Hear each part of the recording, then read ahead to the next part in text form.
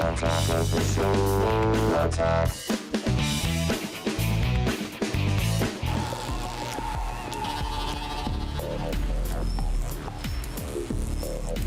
First of all, please welcome James Cameron back to the program, everybody.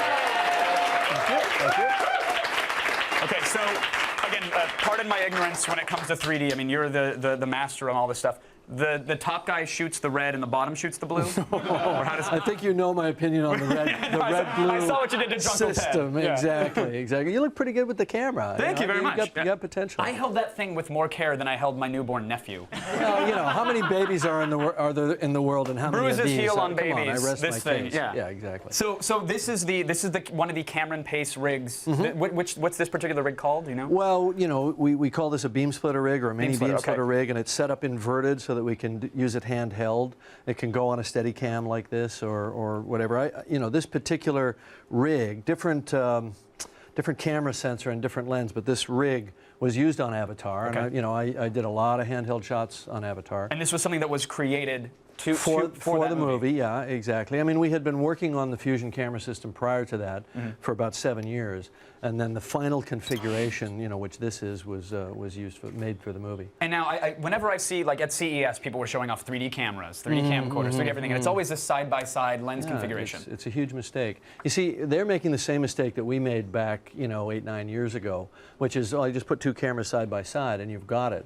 Well, human vision works that way, but when you're watching a movie, it can't work that way because you can't adjust the stereo space after it's baked into the image when it's been shot by the camera guys a year earlier or whatever. And it'll rip your eyes out of your head if you try to shoot everything with the two lenses side by side. So the beam splitter allows you to essentially have the two lenses go inside each other, you know, so that you can get that interocular distance down to a much smaller Which means distance. you can decide where that 3D point is going to be, that focal point, how things are going to jump out. Yeah, it's how much depth. How much depth there's going to be. Right. It's how much depth, and by reducing the depth as you get closer to a person, let's say in a close-up, it actually makes it watchable, which is the trick to doing smooth 3D for movies, where you have to cut from one thing to another, from a close-up to a wide shot, or back from a wide shot to a close-up. It all has to be, the stereo space has to be managed based on how far the camera is away from the subject. Or else it'll be jarring, and then someone's getting vomit on the back of their head from the guy behind them in the theater. Exactly.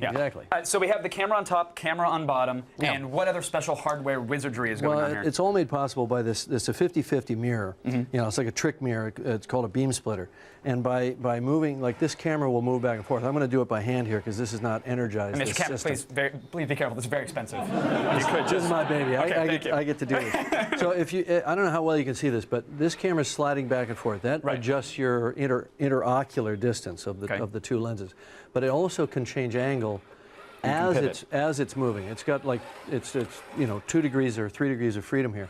And that allows you to control your convergence, which is, you know, where you're looking within the frame, where the sweet spot of the 3D is. And it's a 9-axis motion control system, silent, fast, and it weighs 28 pounds. That's incredible. And both cameras have to be doing the same things in terms of zoom and focus and whatnot at the same time, right? So you've got hardware to control that? Yeah, so these lenses have to be, they're all driven by servos. The zoom, focus, iris, everything's driven by servos, and they have to be finely calibrated to each other, so they're doing exactly the same thing at the same time. I held this thing for 5 seconds to tape the intro before the show. Try shooting a movie with it. I mean, did your camera guys just hate you by the end of this project? I was the camera guy. Did you? You really handled this thing? Yeah. I operated all the handheld shots.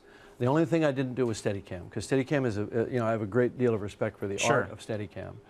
So you know, I have a new deal of respect for you, sir, because I could not hold that thing for 15 seconds. That was quite the burden, as light as the rig is. So. Well, the good thing about it is, as a director, you know, you don't have a choice. Once the camera's on your shoulder, you're going to do the scene. You got to go, right? Yeah, exactly. And so you could take this rig, snap it off, throw it on your shoulder. Yeah, sure. Do you want to do that? I can show you what it, yeah, show you if you what don't it looks mind, like. Need a little help here. Hop on in, guys.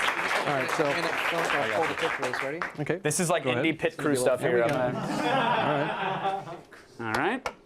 So Nathan's going to snap on the shoulder pad. That's really please just don't a end up on comfort issue. break.com. Everything that's happening. There you go. Okay, so that is it. Now you're Now we don't shoulder have. mount. Here's our grips. This is configured more or less the way it was on Avatar. And you've got controls there for your fingers Yeah, as well? I've got you know, my zoom control is a thumb toggle over on this side, so I can set my focal length, my size, and you know, you can You know, it's really nicely balanced. Yeah. You can tilt up, tilt down. If you tilt way down, then I'll usually go to that kind of. And you'll grab it there? Yeah. This I feel like you're about to shoot a bolt of plasma at me, though. Like, this is... Everybody back! Yeah, exactly. Nobody move! So, I mean, what grueling shoot day-wise, was there a particular take that was just damn near impossible to hold this camera and get it going? You know, I think running with it is the hardest thing, you know, and there's a scene where Jake, or actually where the troopers are running down the ramp of the shuttle, Yeah. and I was running down with them. By about the third take, I was ready to call. You know, that last take looked pretty good. That one's good enough. Yeah. Meanwhile, I'm thinking, piece of shit, we'll fix it in post. I hope that, I hope this isn't impossibly rude, but a rig like this, I mean, I know these cameras run, like, at least on this particular rig, they're like 30 grand each. With the technology, the software, I'm told there's a miniature PC in there to handle the syncing of the two cameras. Oh yeah, and there's a bunch of stuff you're not seeing where they control the interocular and convergence from off. So, you know. ballpark me. If I were to take this one off the lot right now, what are we talking for this rig? that you have Well, in the your hands? prototypes cost more than the production models now, but you know, they're up there, and they vary they vary depending on exactly what they can do. When someone says they're up there, that means I can't afford it. I'll stop asking. Exactly. Now, James, Think a couple of Ferraris, you know. oh yeah, that's fine. Yeah, That's then I won't vacation in Cabo for that week. So you have the rig here. This is Gadget Prawn, so we like to assign a rating to some things. The camera, the technology Nathan, you sounds wanna take impressive. You the- guys want to take the camera? Yeah. So Nathan is gonna just hold the camera so Sure. we can all admire it. Yeah, so we go. the camera is, to say the least, impressive. I appreciate the walkthrough, but most camcorders we see these days, they have features like smile detection. They can take high megapixel still we have frames. smile detection. Oh, is it? Okay, well, even with that, this doesn't have direct to YouTube upload. I mean, there's features that I like. We'll work on that. So again, and it's Is a that little points heavy. off? It's a little heavy. It's a little pricey. So Yeah, it is points off. So we're gonna yeah. give it a 2 out of 5, which is a good rating for new technology. Chair, please. That's totally good. Thank you. What was that rating? 5 out of 5. Give it a 5 out of 5. 15 out of 5. Give it as many as there we go. That's the first 15 out of 5. Now you're talking. Thank you, Nathan, for showing off the rig. Appreciate it. James Cameron and Case Camera, thank you guys for being here. Keeping the chair back in theaters. You got another chair. We're going to be chairless. Go see this Friday. Thank you so much. Mr. Cameron.